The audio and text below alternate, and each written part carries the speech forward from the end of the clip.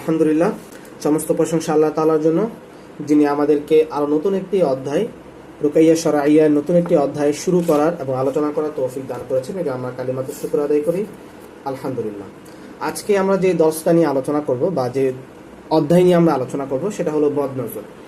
বদনজর এটা এমন একটা বিষয় যেটার আক্রান্ত আমি আপনি থেকে শুরু করে নাবালক বাচ্চা থেকে শুরু করে একবারে বৃদ্ধা পর্যন্ত সকলেই এই সমস্যায় জর্জরিত এবং এই সমস্যায় আক্রান্ত। আজকের দর্শে আমরা যে বিষয়টা নিয়ে আলোচনা করব বা যে বিষয়টা নিয়ে আমরা জানব সেটা হলো বদনজরের প্রাথমিক কিছু পরিচয়, পরিচিতি এবং কিভাবে বদনজর লাগে এটা নিয়ে আমরা ইনশাআল্লাহ আলোচনা করব এবং পরবর্তী দর্শে আমরা বদনজরের কিছু প্রশ্ন উত্তর নিব, পাশাপাশি আমরা সকলেই বদনজরের ডায়াগনোসিস করব। আচ্ছা, মূল আলোচনা যাওয়ার পূর্বে আমরা একটু বদনজর নিয়ে সংক্ষিপ্ত আলোচনা করি, তাহলে আপনাদের বুঝতে সহজ হবে। বদনজর এর শাব্দিক অর্থ হলো, আইন শব্দের শাব্দিক অর্থ হলো নজর, অর্থাৎ দৃষ্টি। দৃষ্টি নিকৃষ্টতাকেই বলা হয় বদনজর।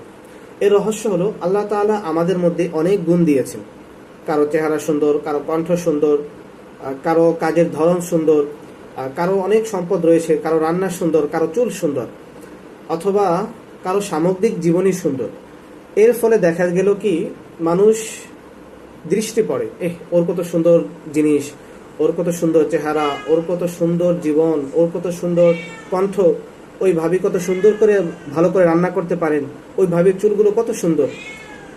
অর্থাৎ আমরা যখন আল্লাহ তাআলার এই নেয়ামতগুলোকে শুকরিয়া স্বরূপ আদায় না করি, বরং শুকরিয়াবিহীন আদায় করি, তখনই আমাদের দৃষ্টির নিকৃষ্টতা অথবা বদনজর লাগে।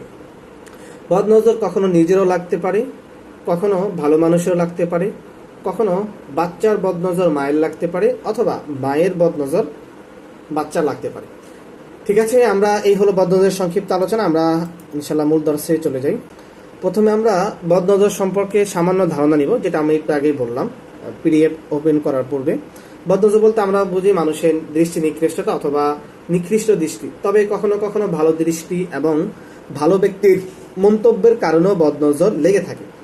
এর থেকে বাঁচার উপায় হলো শুরুতে কৃতজ্ঞতা স্বরূপ এবং প্রশংসা স্বরূপ কোনো শব্দ যুক্ত করা, যেমন মাশাআল্লাহ ভাবি আপনার হাতের রান্না অনেক সুন্দর, মাশাআল্লাহ ভাবি আপনার সন্তানের চেহারা অনেক সুন্দর, মাশাআল্লাহ ভাই আপনার কণ্ঠটা অনেক সুন্দর।